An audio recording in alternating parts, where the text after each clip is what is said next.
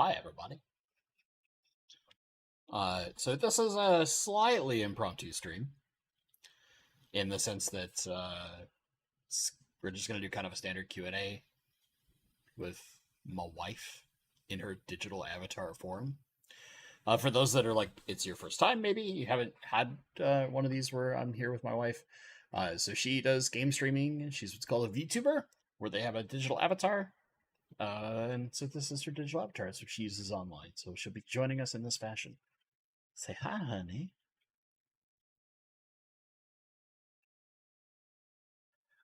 So yeah, it's been a week. So last week I skipped stream because on my way home, somebody cut me off on the freeway and I couldn't brake in time, and we had a wee touch of a collision.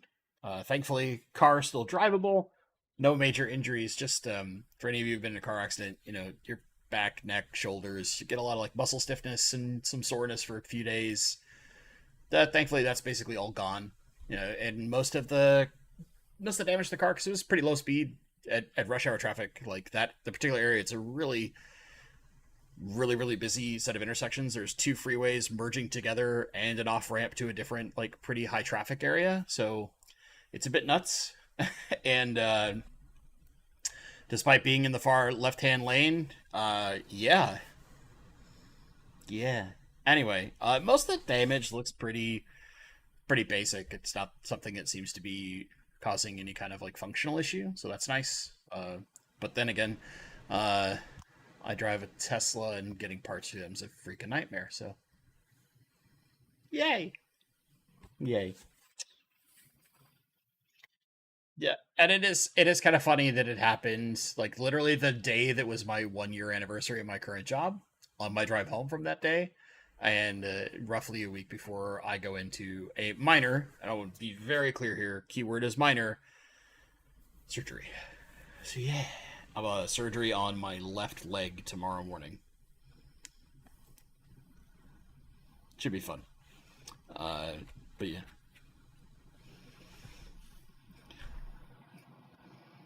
yeah, we shouldn't be excited about that. But yeah, so basically,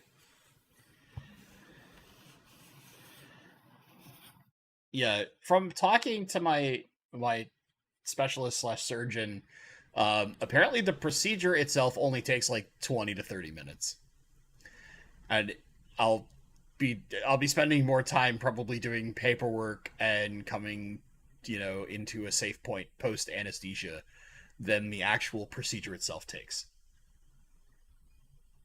which I always find kind of funny. Because like your surgery like wasn't even that long, from talking to the doctor, and like the amount of time that you were in facility between getting to anesthesia, doing pre paperwork, getting prepped, all that kind of stuff was significantly longer. It's just like, yeah, well, anesthesia's a thing. And I don't even think they're putting me under at all. I think it's all local. I'm not sure. I'll find out tomorrow, I'm sure. But yeah, I get to check into the hospital at 9 a.m. and who knows when I'll be back.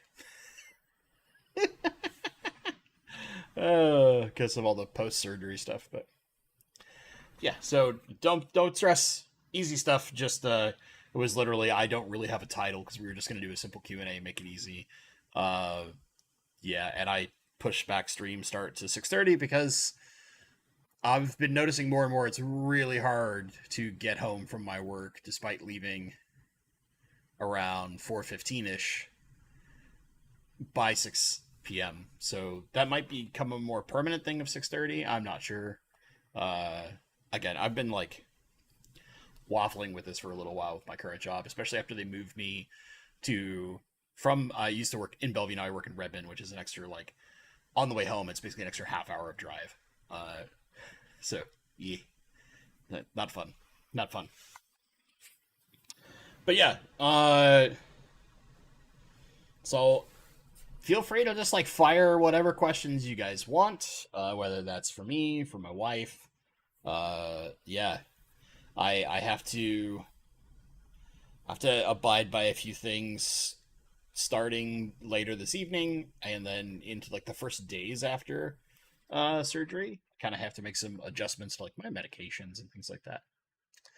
Amazon Pancakes wants to know if anybody else is going to Aquashella this weekend in New Jersey. They're having one in Jersey. Jeez, they're just putting those things everywhere now. Actually, New Jersey used to host was an aquatic experience in New Jersey, I think, back when they were still doing things. That was a really like massive convention, and I thought it was in Jersey, but maybe I'm wrong. Somebody on some of you East Coast people will be able to correct me and tell me why I'm wrong. Oh man, let's see here.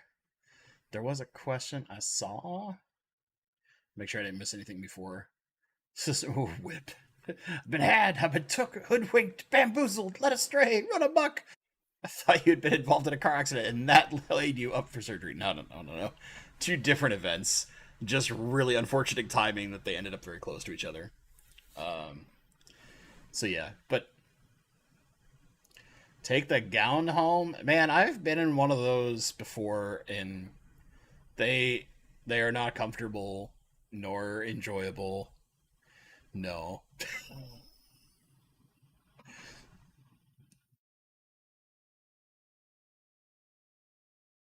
Nabokov Ed, you'll be up and running in no time. Yeah, I'm supposed to be able to walk same day. Um, it's just they because of the nature of. Yeah, I'll briefly explain the what the procedure is. So in your leg, you have two major sets of veins. As far as like think the big main branch of veins that run up your leg, right? You have the ones that feed the muscles and most of your tissues and all that kind of stuff, bones, ligaments, all that kind of stuff, right? And then you have the surface veins. So if you're when you start getting old or certain types of other venous issues, that's where your varicose veins show up, is in the surface veins.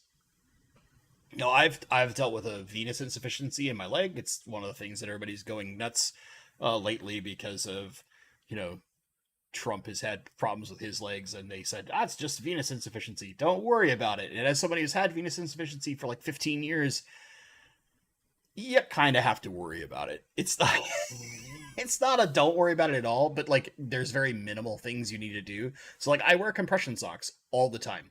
I basically am constantly wearing compression, and that usually is enough. And people who deal with varicose veins, whether you're like a big person like me or a very thin person, you all get them. Compression's usually your friend. However, if compression doesn't mitigate it after a certain amount of time, and especially if you have other conditions, like being a bigger person is going to do this too, they might look into doing different types of surgeries to try and help to prevent what ends up happening. And why this matters, what a venous insufficiency is, basically the valves and the veins aren't doing enough to return the blood all the way up your legs. So some of it pools down typically in your ankle area, and you'll get excess fluid, so you get swelling and all this kind of stuff. And sometimes it can do discolorations to your skin. It can cause more varicose veins than would normally occur for you, all this kind of stuff. So a really scary version is if it causes deep vein thrombosis, which I've been checked multiple times for that. Thankfully, none of those issues. But yeah, so what they're going to do to me is basically put a needle in my ankle and inject a medical glue. Hi, dog. Yeah, yeah. You done? You done? You're barking out at nothing. She hears one dog bark and then barks her brains out, thinking that something's going on, even though nothing is going on. Hey, hey, madam. Anyway, I'll try to get through this. So they're going to just inject a medical glue and fill the vein up because it's not necessary to feed like the muscles and things like that.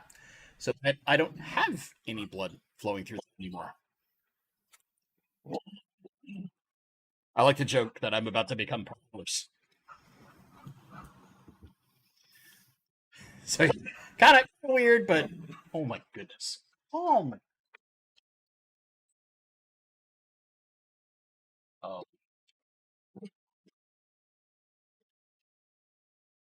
Yeah, sometimes we order groceries. My brother-in-law James will put together grocery orders, and he spaces sometimes, and we'll schedule them during my stream. So the dogs go nuts. Yeah, they'll be chill in a couple minutes. It's pretty fast. So yeah, kind of fun, kind of weird. Uh, but yeah, basically they're gonna glue me shut. Oh man. Nabokov fan, what is the best healthy meal y'all enjoy? Dinner time here. I mean, best I would say is whenever we do like steak and a salad, typically, or steak and broccoli. Um, yeah, I mean, we also do a lot of like just oven roasted chicken. Just lightly seasoned, pretty simple.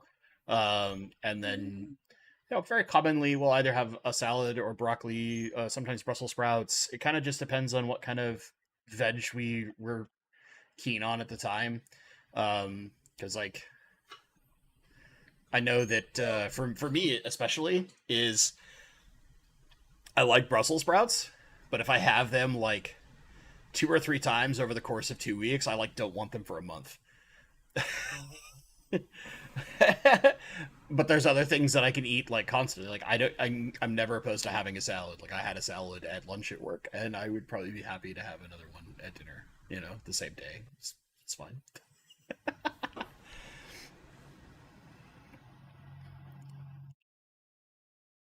Oh no! Stir fry steak and broccoli. Oh, that sounds amazing. Beef and broccoli is probably like one of my favorite like restauranty Chinese dishes. I know it's not necessarily the most traditional the way it's served in the U.S., but it's delicious. Although I wish more places would do chicken and broccoli because typically the sauce that comes with it on chicken, I it just soaks the flavor in a little better, and I like that for some reason. Meh. What do you do? Have pizza. I love pizza, man, but I'm trying to be slightly more conscious about those things. Thai basil chicken is the goat. I don't. We've never done. So we've done like, yeah, we've done pesto on chicken. We've never tried Thai basil. I like Thai basil a lot.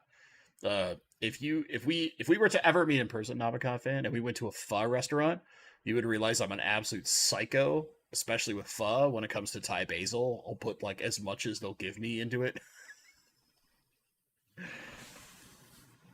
I love Thai basil and how it adds to broth. That and a little bit of lime. It's so nice. So nice. Veggie pizza. That's not pizza. It's not pizza. No. I. It is no. So I actually like the Deadpool special. If I'm gonna do like pure vegetable, I like pineapple and olive. Uh, I, the first time I ever had it, I was like, "This is gonna be so weird," and then I was like, "This is actually fantastic." And yeah, yeah, Elaine, I could eat sawdust if it has pesto on it. Uh, I don't know. I could quite go that far, but I do like. I like pesto, especially with chicken or like creamy pesto sauces with pasta. Like that's when I tend to like it the most. Um, yeah, yeah. We're a fish channel talking food. We are already off the rails. Good job, chat. Oh man. Beto, good to see you. Oh yeah, I'm totally a West Coast when it comes to pizza.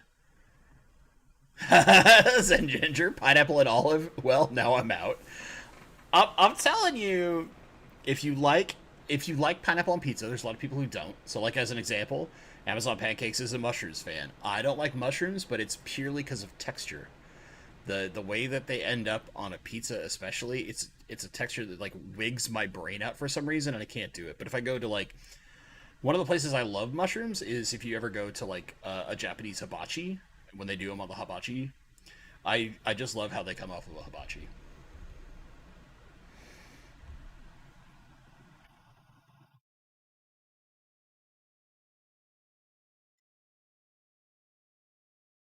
I'm sure.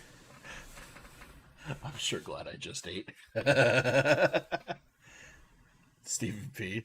Well, what do you worried we make you hungry for some really weird food? Pineapple and mushroom pizza. That's interesting. Very savory, sweet combo.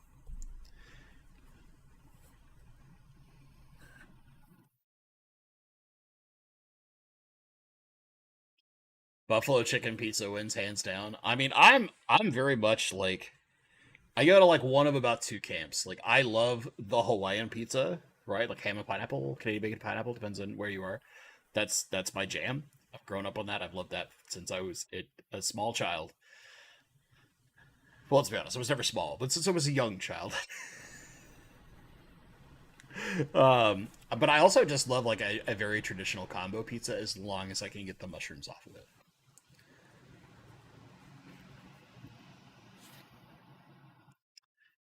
But yeah, Garage Gills, mushrooms and cottage cheese too. No thanks because of texture. That's where I'm at. That's where I'm at. It, yeah, like I like yogurt, but I can't eat cottage cheese. That texture just really screws with me.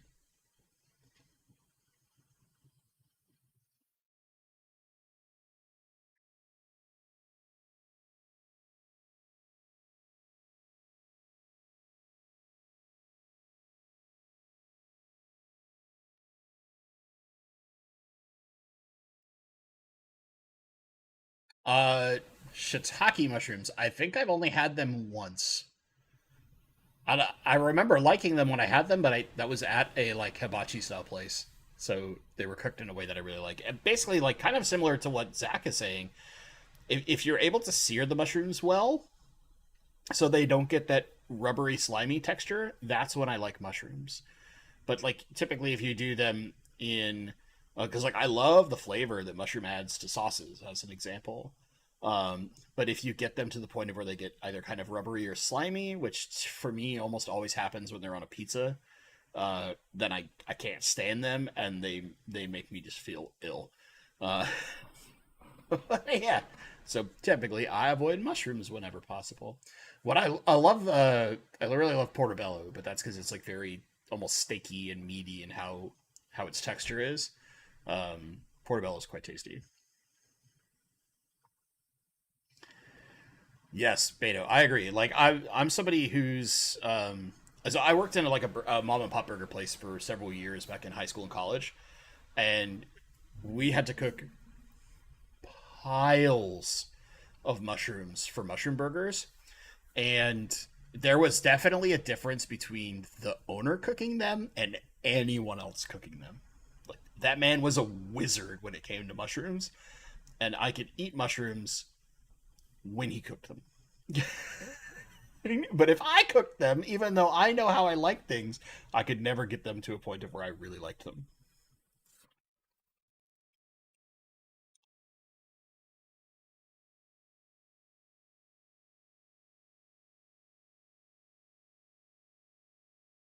Yeah, we're just gonna mess with everybody's dinner plans at this point. Just gonna talk through the entire stream.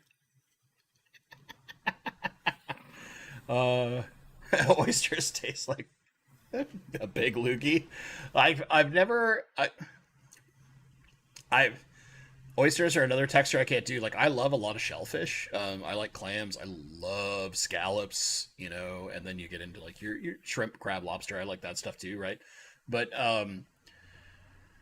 yeah, I can't do oysters at all. It's purely texture.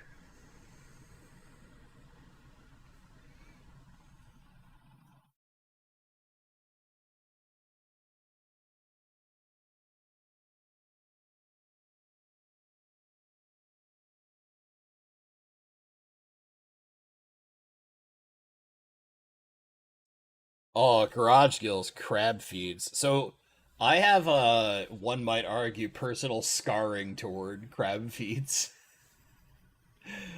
So when I was in middle school and high school, I was a part of a youth fraternity. It's called Demolay. It's basically like young masons. Um, and one of the big fundraisers we did every year was a crab feed. And so being a person who's working that, right, I would come home and my clothes would just reek for it seemingly unwashable. So we got to a point of where right before the crab feed events, I would go buy a new set of clothes that fit what they were and get them as cheap as possible because it was basically just going to throw them away.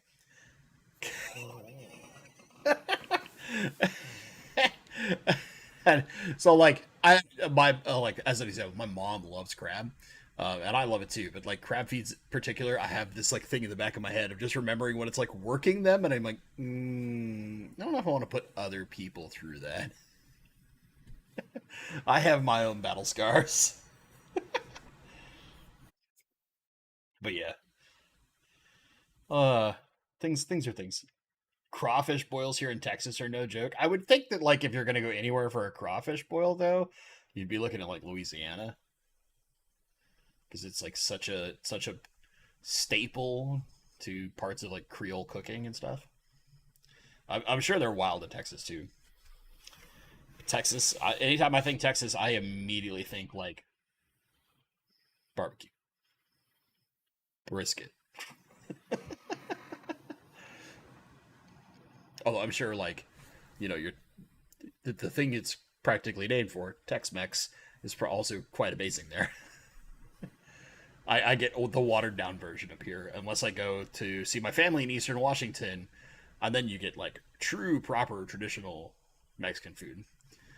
And that is either one of two things: way too hot for me because I don't do spicy very well, or effing amazing, depending on the dish because it's so good.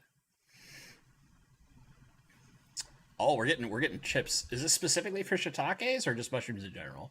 Soaking the mushrooms to dilute the coating and then rinse and let it dry a little. So like the biggest thing that I know when it comes to mushrooms is they have a surprising amount of water content to them, and you really need to cook that water content out. Otherwise, they taste horrible. And the way that you get good flavor out of a lot of mushrooms is, especially like your white capsids, etc., is getting as much water out of them as possible when you're doing the cook work and prep work. So you don't want to put them in a pan wet. You want to put them in a pan dry, things like that. And if you were to ask several people I know who love mushrooms to death, the other thing that you must have is apparently like 45 pounds of butter. That's the way some of my friends cook mushrooms. I'm like, is that mushrooms or butter with like a dash of mushroom on it?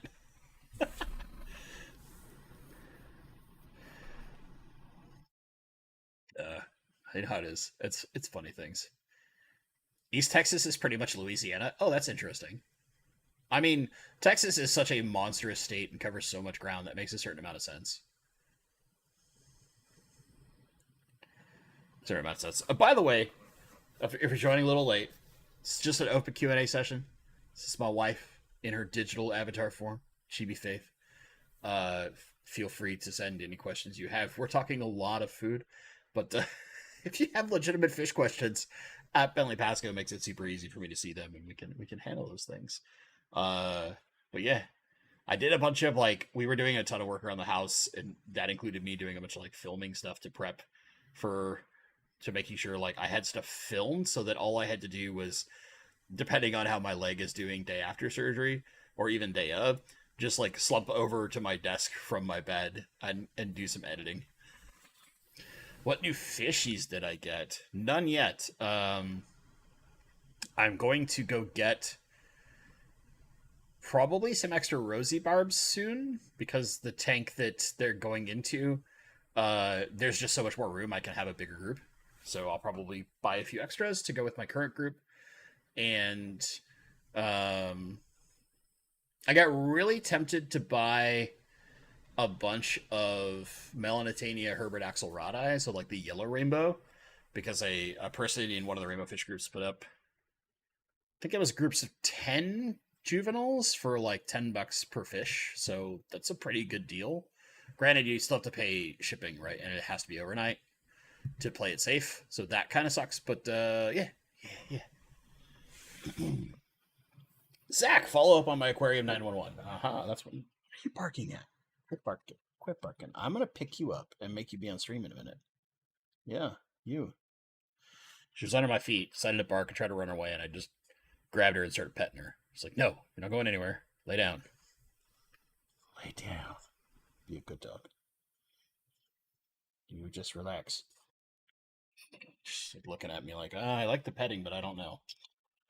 Anyway, my Anubias are all growing tons of leaves. Foreign multi is doing great for me, even growing some Java ferns that had died back. Yes, that's what I like to hear. So that's the kind of stuff I want. Like, you guys will see this. It's one of the two I filmed, because I batch filmed two last weekend to get prepped for this kind of upcoming bombardment of who knows what's going to happen to me. And I was helping somebody, and at one point they were like, "Yeah, if I can send you something," and I'm like, "You don't need to."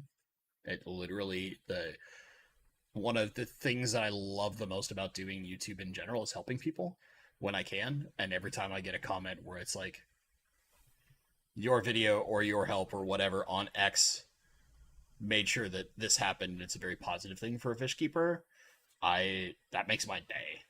It literally makes my day whenever I get those kind of comments. So I'm really happy to hear that our game plan is working, because that's fantastic. Because I'm not perfect. Sometimes I don't have the right answer, but usually I can get you pretty dang close. Aquarium domain. Uh-oh. Troublemaker. What's up, buddy? What is the best rainbow fish to get for a 12-foot long stream aquarium? Higher flow, asking for a friend. 12-foot long stream aquarium. Who could possibly have such a thing in their home? I know this one guy. So in general, right, if you're really trying to do stream fish, almost all of the chalatharinas come from streams. So they're used to higher water flow. There's also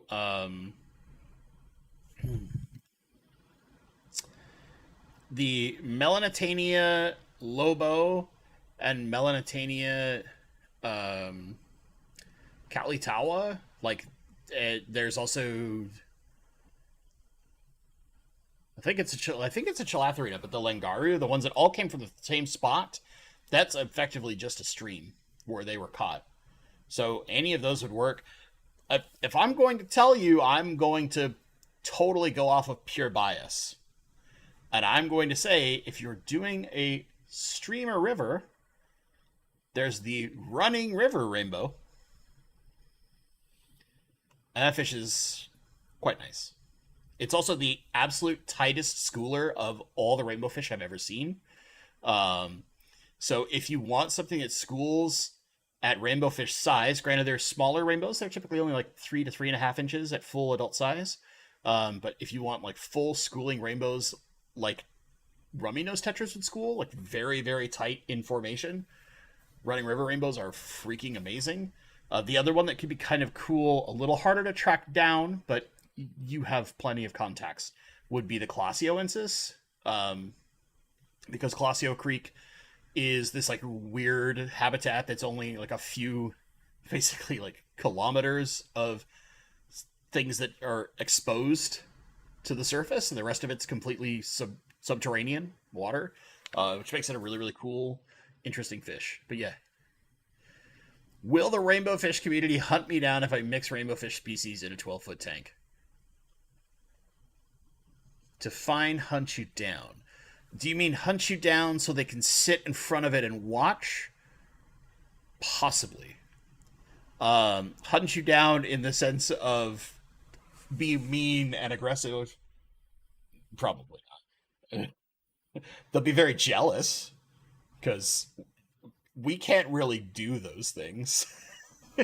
we mere mortals can't handle multiple ridiculously large tanks in our homes.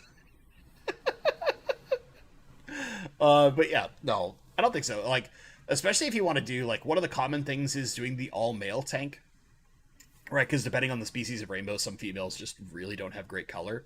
The only time that we rainbow people get really persnickety about mixing species is when people try to breed the fish in those tanks that they have mixed species. because when rainbows start hybridizing, like 75% of the time they get ugly. Their colors wash out. They don't look as good. They kind of turn like brown or coppery dull, and they don't look very good. That's where we tend to get very persnickety. But if you're just doing it purely for entertainment, no, you're fine. Do whatever you want. It's your tank. The fact that you're choosing rainbows will make us happy enough, because we'll go, look, we've converted another one. We got him. You are welcome to join the Church of Rainbow at any time. Just letting you know, we won't ever let you leave, though. I'm kidding. Most of us are bat-ass crazy anyway.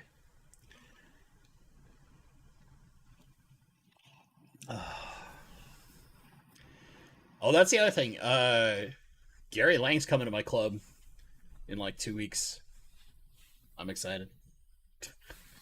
Gonna go see my fish hero.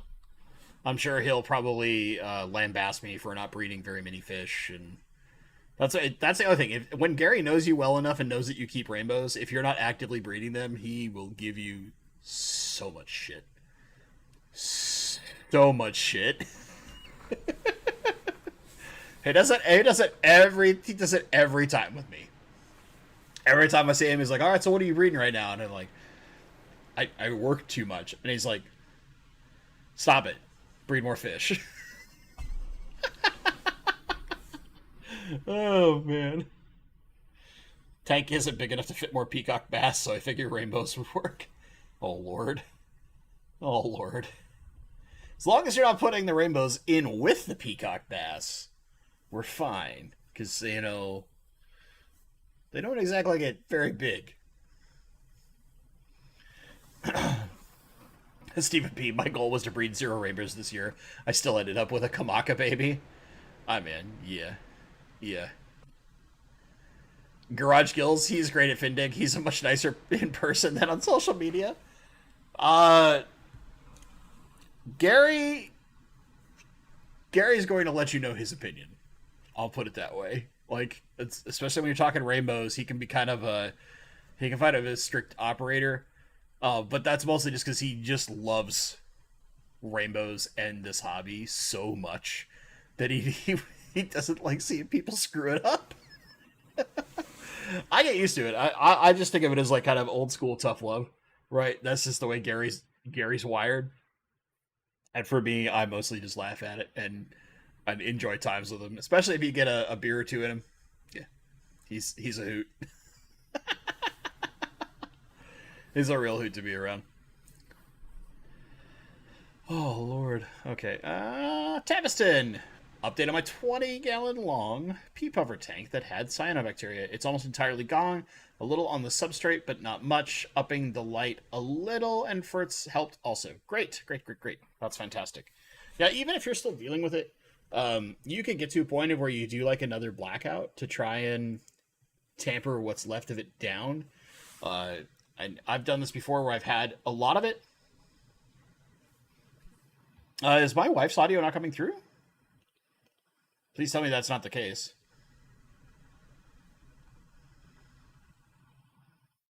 I thought I had... Oh my god, I'm such an idiot.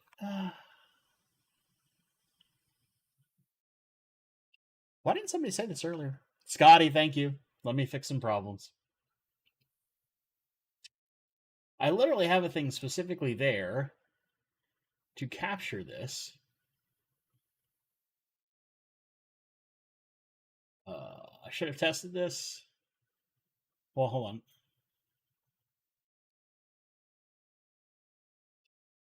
There. Let's try now. Testing. Hi, everyone. Hope this works. I am so sorry. No, that's 100% my fault. Because I quick scrolled and saw mics moving, and it was only my mic, and I'm dumb. Hi, everyone. Sorry, I hope you're all doing well. I'm just gonna go cry in a corner at how dumb I am now. It's okay. I still love you. Remember, I work in technology. Oh, God.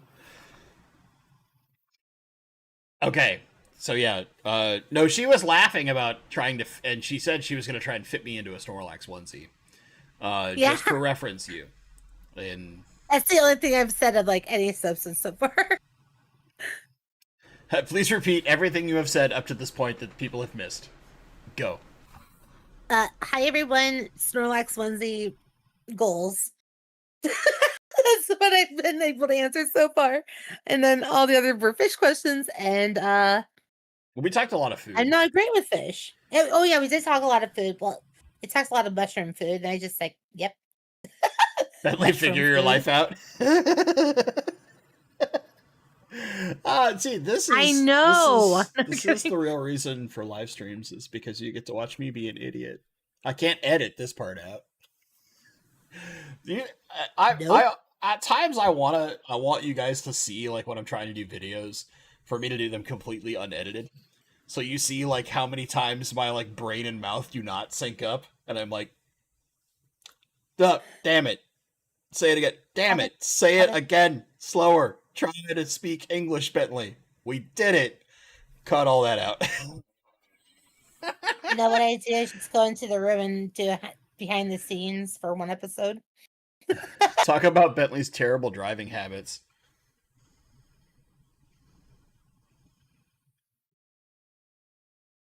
The silence? It's deafening. I'm sorry. Wait, his driving habits? Yeah, they're clearly ribbing me for the car accident. Well, of course. I mean, I'm not one to talk, but you know, I don't want to. We will not talk about that. Get a Papalymo onesie. My wife has been threatening me for years that I don't think I can fight this off anymore, of putting Seahawks jerseys on at least Papalymo, possibly other dogs in the house. They're all getting their own jersey. They're not going to grow any bigger, so it's just like it's perfect. Unless they grow like 2 inches randomly. I don't think that's going to happen. So well, I mean, if we were like mindlessly feeding them too much stuff, I suppose they could gain weight. But we were pretty good about keeping the dogs good. Yeah, shouldn't the Tesla have taken over and self-drove you from hitting the other car? So that's the funny thing. You would think.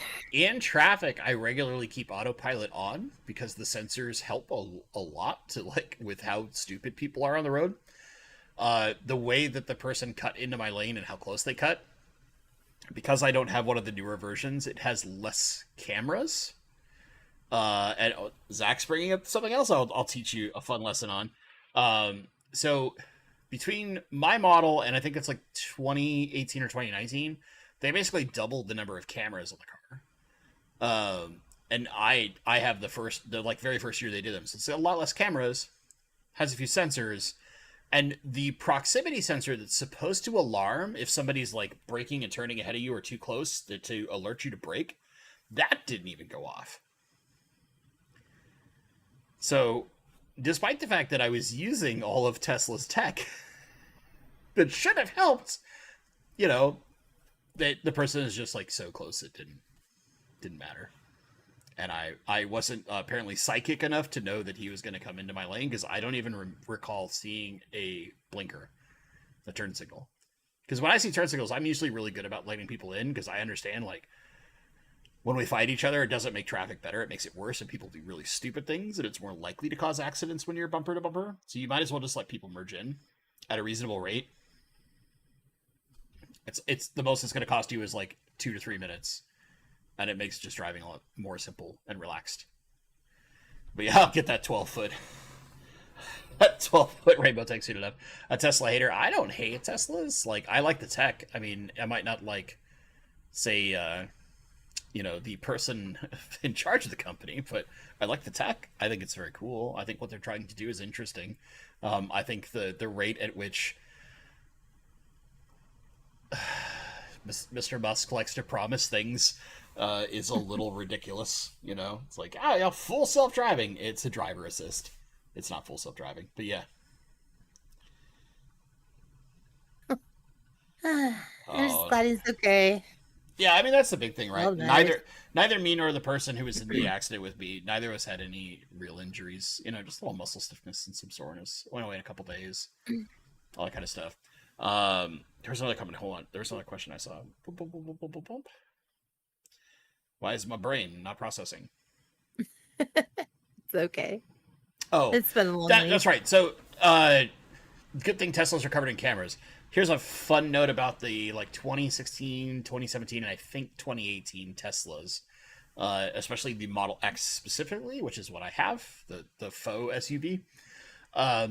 If you do not have an optional USB installed, right, and then purposely set up the dashcam software, the dashcam doesn't record in any way, shape, or form. In the newer ones, where they added all the extra cars, they have a built-in hard drive that does record dashcam data. But in the original ones, you have to do extra work to set it up to get it to work. And I didn't know that. I thought it was just running, and it had like a small amount of memory, and I could just go in and hit a button in the menu somewhere and find it. Wrong. Wrong. So I don't have dashcam for that. After I get it all repaired and stuff, I'll set it up. But yeah. Things you learn the hard way. Any tech can't prevent reckless drivers. Yeah, I mean, I'm sure he thought there was enough gap compared to what like normal bumper to bumper is, and we're all just trying to get home. That's really what it comes down to. Stuff happens. Life happens. You just can't get too bitter about it. So Teslas are like the father fish method. Oh no. Oh, I don't know about that. I don't know about that. I mean, I look at it like this, right? When it comes to aquariums, many people will find the thing that they like and stick to it. And there's no one answer to everything, right? Because I'm sure you could get a person who's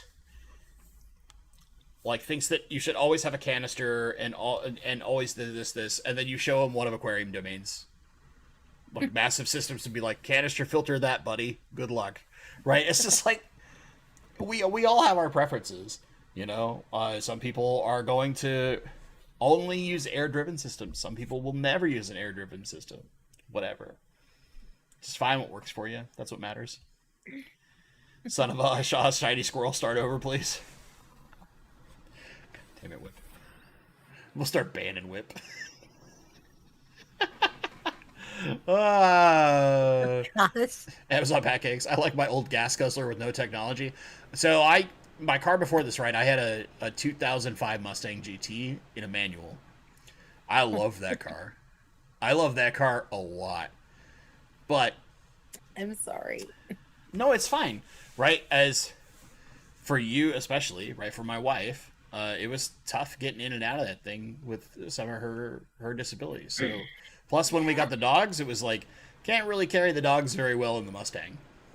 Yeah. So, you know, it was 16 years old, had 200,000 miles on it. I got a job upgrade and was looking at a new one, and it was I could get a used Tesla for the same price as a brand new Ford Explorer. It would cost me, in the end, long term, less money to have the Tesla between maintenance and gas costs and all those things, even though the raw payment was higher, right? Yeah. So, and I'm a technology person, so like having things like the autopilot was something that was very interesting to me as a driver assist, a driver aid. Having an electric vehicle, because I am, like, turns out as a fish keeper, I'm kind of ecologically conscious. And back then, it was like you bought that, you were an eco-conscious person, right? It's like those things. If I were buying a car today, the thing that I would probably be the most interested in, given where I live. Now, if I lived further away from like easy access to electric vehicle charging, if I wasn't charging at home, right? Or I needed to drive farther distances, I wouldn't consider an electric at all. I would probably look at like an SUV, maybe a minivan. I don't know. It would depend just what our needs are. But realistically, if I was like, I would love the the new Rivians they're working on, the like the more economical, smaller versions that Rivian's trying to get coming out here in the next. I think their goal is like sometime next year. I would want to look at something like that because I like the way they look. Nice. I think their tech is cool, all that kind of stuff. But I'm a tech nerd. Otherwise, I want like.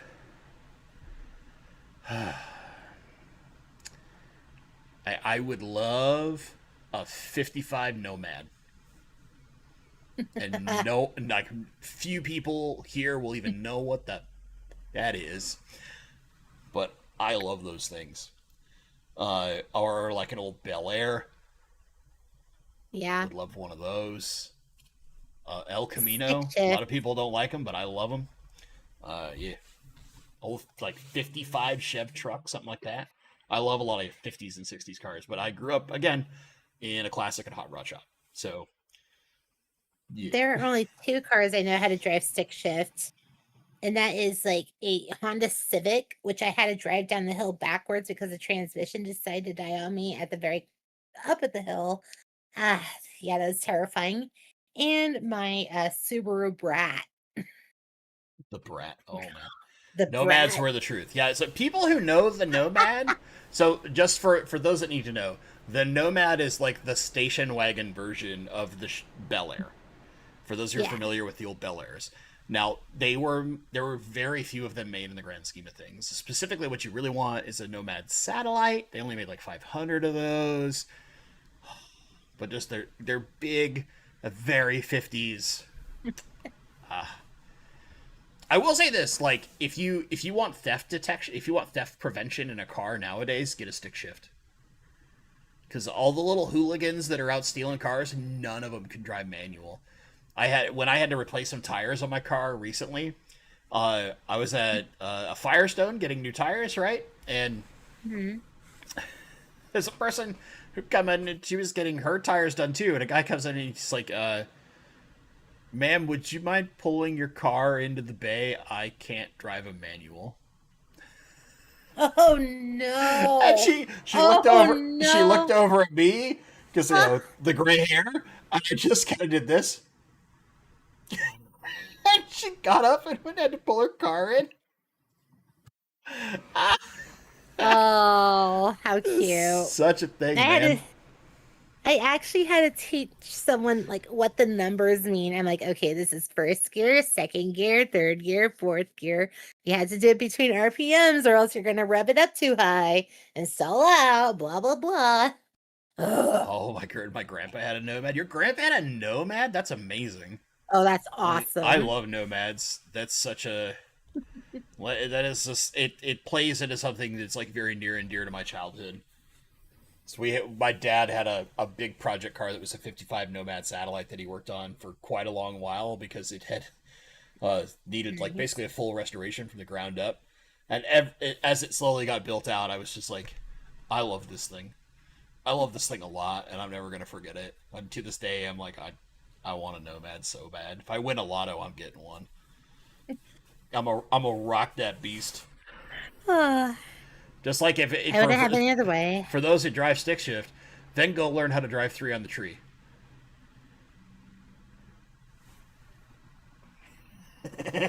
It's old tree manual transmissions. Oh, those really screw some people up. Oh my gosh. I don't think I could even do that. My cousin, you guys have seen him in a couple of videos. I need to do something with him reasonably soon. He used to have an old I think it's like a 72 Dodge van. It's like literally what the Mystery Machine is modeled after, and it was a Nice. tree manual transmission with a little my inline V6 that sits between the two front seats, and there's like no weight in the back of this thing. I can remember we were driving down a hill in near my home growing up. And he goes to brake, and because of how steep it was, and he starts braking, we feel the van start lifting in the back and started to go nose down. And at one point, we're both kind of going, "Uh oh," and then it fell back. And we're like, Oh my god. just the things were like old cars. They're See, fun. this is why my favorite car is a very weird car, but it is a safe car. A Subaru? No, well, the SSR. Oh, the SSR. I actually really like Yeah. those trucks. It's kind of a shame they didn't sell very well, but yeah. I want one in purple so bad. I want it so bad. It's not fair. Chevelle, the ultimate muscle car. I mean, I feel like that depends on who you ask in the muscle car world. Because I would argue that the ultimate muscle car is probably either the Charger or the Challenger. But that's because they were a little more prolific. Mm. And they had a bigger engine than the Chevelle did naturally. I think the Chevelle is like halfway between the proper muscle car and pony car. The pony cars being Mustangs and right that level. I guess you would include Camaros, Firebirds, right? The GM guy. Yeah. I see we cannot speak anymore. No, I'm kidding. I don't care. Like between like the GM, Mopar, Ford people, I don't care about any of that. I just love old cars. Realistically, like if you want to go down like the classic car super nut, you'd look for like a Barracuda or like a Super Bird, right? A Roadrunner, something like that. You go into those kind of crazy things. Don't sell the AMG Short. I wouldn't sell the AMG Short. It was a lovely vehicle. It's lovely. There's all sorts of great cars. They're all wonderful. I wish more of them were on the road. I wish more of the collectors who drove them weren't the people that made them like just garage queens where they just sat in a garage or on a trailer at all times and didn't actually drive. This makes me very, very sad.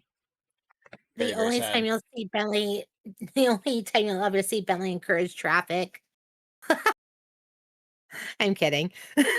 I want an original DeSoto or Packard. Oh, someone with taste.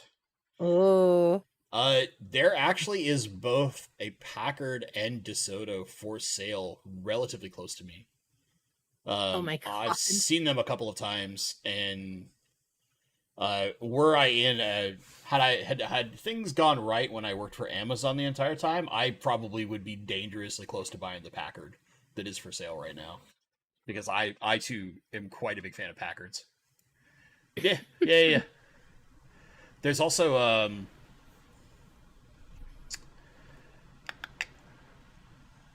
there's a couple other really good less common classic cars for sale in my area right now. You got a lot of what ends up happening is you got a lot of the old, because there's quite a lot of car collectors in the Seattle area.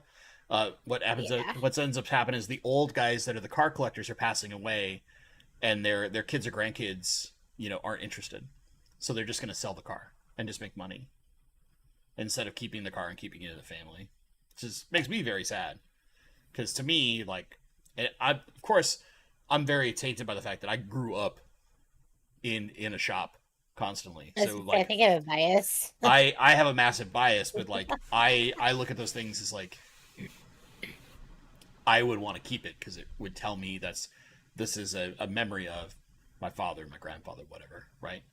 Oh, I understand. Yeah. But I play very heavily into nostalgia of things. Yeah, they'll go out and buy Teslas. Hey, Okay, man. I love my Subaru Brat that my dad left behind, but like, I don't know what he did with it, and unfortunately, I couldn't ask him what he did with it.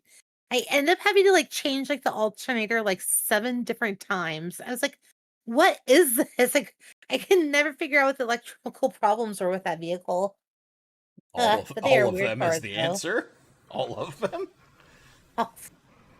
Hey, the Subaru Brat is kind of cute, though.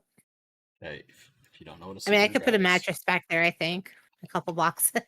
It's a very tiny truck. If you can even call it that. here we'll do this. 1 second.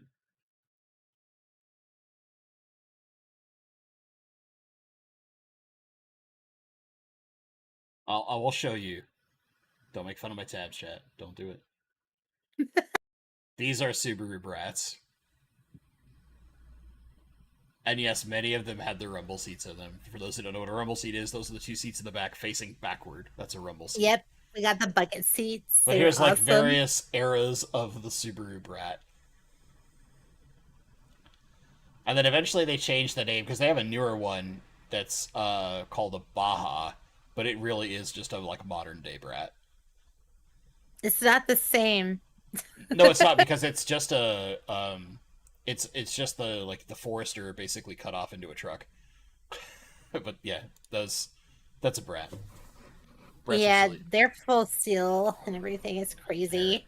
And for those that don't know, I don't think the image is showing up for you, honey, on screen.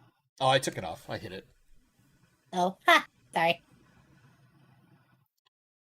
Just because I talked about it a lot, I gushed a little too much. But like, these are nomads, and you can basically just see it's like the station wagon version of a Chevrolet Bel Air. It's perfection. I love these things much more than I probably should. I mean, hey, it's fine. Nostalgia. I just like them. I love the way the Bel Air looks, and you turn it into like a giant station wagon, so it looks all roomy and comfy. I'm down. I'm down. Just found out my Forester is going to cost me more than it's worth. Ooh. Oh, Ugh. so sorry. So you just get another Forester, right?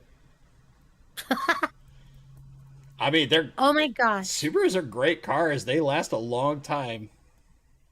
So I used to work at a company, we'll just call it Triple B.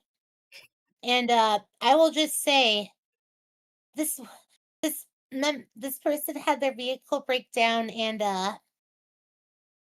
they're like, I hate this car. I'm gonna get a Jeep. I'm like, uh, oh, I couldn't say anything. I was like, that's such a bad idea. Jeeps used to be good, but modern day like G wagons, like oh my gosh, what the heck? Mm. Do you mean a 1962 Mini Cooper? I don't think they made them in 1862. Just saying. Triple B sounds like Oh, triple A. old Oh, old Mini Cooper is actually like okay. Now I need to tell the story. We're getting close to the end, but I have to tell the story. We haven't talked fish okay. basically at all. When I was going to college, horse bolt. When I was going to college, there used to be this guy that had an original Mini Cooper in red, and I always Mm. saw it parked, and I never saw the owner. I finally one day toward the end of a semester where we would park in the same lot because this person got there super early, and I thought that was weird because I had classes at 6:30 in the morning, so I was getting there early. But this person was always in before me, right, and gone by the time I was leaving campus. I saw the person one day, and I was like, "Oh, look! I finally see a person about to get out of his car. He gets out, dude's 6'7". It Wow, was that's like awesome. it was just interesting watching him like peel himself out of this mini, right? Because he's so tall, and yet I was like, "How do you are you actually comfortable?" And he's like, "Oh yeah, no, it's got a lot of room on the inside. It's just getting under the top of it and getting in that's kind of tough. But once I'm in, it's really comfortable." Like, Like that's like the huh? Chevy Spark I've heard. It's like extremely roomy on the inside, even though it looks tiny as heck. Yeah, there's a lot of the small cars that are like that. Like the thing that I can always think of is what is it? The Ford C Max. It's like it was their super cheap car for a long time. Mm. We used to have one when I worked for Microsoft doing a lot of their like Ford infotainment systems as a fleet car, and literally everyone in the testing team would fight for who got the C Max, the cheapest of all the cars, because it was actually the most comfortable of all of them to be in and drive because it was super roomy inside this tiny little compact car. Power wheel. This is so weird. Just so weird. That's how I feel at a Power Wheel. Scotty, good lord. Oh man. All right, gang. I want to thank you for this edition of Completely Random Stream. Oh, Whip's coming with a good one. A 46 Ford Super Deluxe. Classic. You can Oh, drive it. The house. Maybe have to replace the rear view mirror. Yeah, those things are tanks. No, not the Pinto. That was not a tank. It had the gas tank in the wrong spot. God, that was a problem. Oh, or like the old Gremlins, yeah. But yeah, should be back pure normal next week. Like I don't think there's any skips, nothing like that. But yeah, just thought we'd have a little fun, chill out with the wife for a night before I go become part horse. I just need to make sure not to stand directly behind him or scare him now. Yeah, just watch out. I'll kick. Oh, Datsuns? Okay, so we're just gonna talk cars.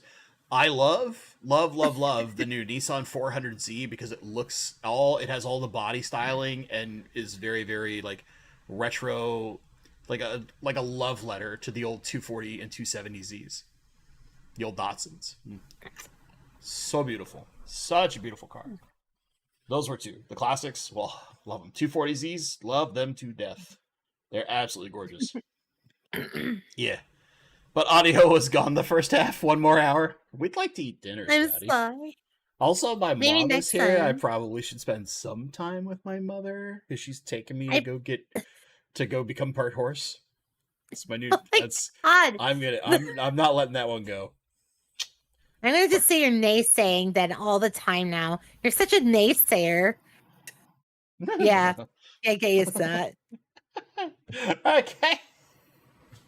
Oh, we're done having too much fun. I want to thank you all so much for being here. I hope you all have a fantastic rest of your week. And as always, thank you so much for watching and stay awesome. Thank you. Bye. Bye.